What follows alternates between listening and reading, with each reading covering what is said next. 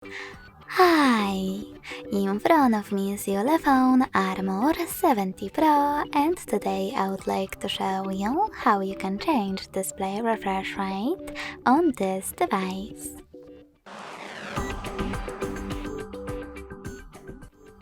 You need to begin by accessing Settings and tapping on Display.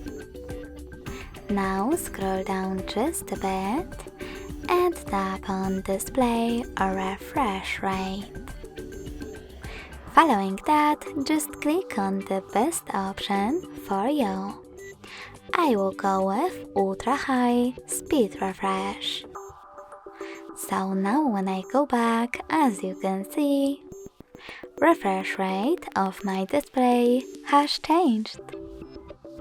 Thanks so much for watching. If you enjoyed this video, smash that like button, comment and subscribe.